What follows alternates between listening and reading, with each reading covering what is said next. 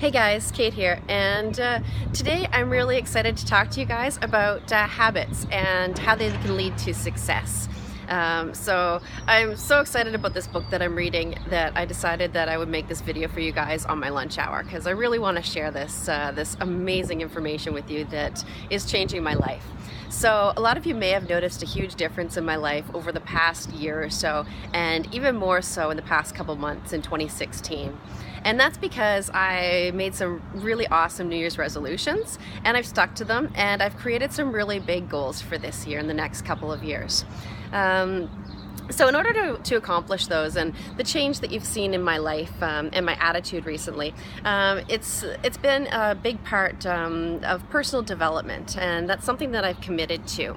And when I say personal development, I mean either reading a good book, so 10 pages of a good book every single day, or listening to 10 minutes of personal development, whether that's an audio book or a YouTube video on inspiration or motivation or whatever it is that I need for that day. So I've made a commitment to doing this every single day. And when it comes to success, the reason that successful people are successful and unsuccessful people are unsuccessful is because unsuccessful people are not willing to do the things that successful people are. Sorry, let me rephrase that. Successful people are willing to do the things that unsuccessful people are not willing to do and don't want to do on a daily basis. Even though they may not be seeing any difference in their lives or any difference at all. And what happens is, it's called compound interest. Over time, those daily actions that they do consistently, those boring little things, compound over time, and then bam, you see their huge breakthrough of success, and you wonder, well, how did that person so suddenly get to be successful? And it's because they did those small things over time. So really, everybody has the potential to be successful like that. It's just your daily decisions and your daily actions. So, you know, deciding to do those little things, those little boring things that most people won't do. So there was this really cool illusion of a penny, and this is the analogy that they had in the book, and I absolutely loved it.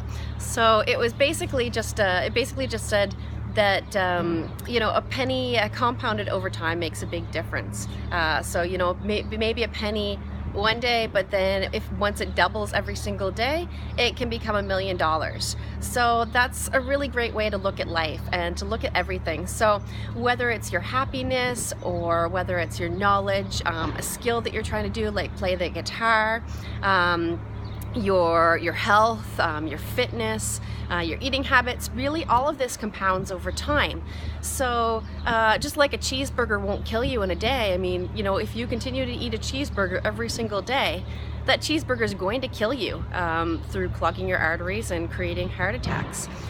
So it works the exact opposite way too, positively for you. So if you do one thing a day, just, you know, in all areas of your life that matter to you, if you just do one small extra thing a day that other people don't do, you will be successful. So think about it as a 1%. So if you do 1%, just make 1% change every single day over 365 days. In a year, you're going to be 3 times better than you were today. I mean, isn't that awesome? Like, and that's the reason that successful people are successful, is because they do the small things consistently over time, and that's really all there is to it. So there was another really good analogy actually that kind of pertains to me in healthcare, and it was about hand washing. I'm not sure when the date was, and I can't even remember the guy's name, but basically back in the, I think it may have been like the late 1800s, an obstetrician finally decided that you know, he was going to wash his hands before going into labor and before giving, you know, helping women give birth. And most women in those ages were too scared to actually go into a clinic or a hospital to give birth because the rates of death were 1 in 10, which is, you know, pretty high. But this doctor who decided to wash his hands actually had a rate of 1 in 3 deaths.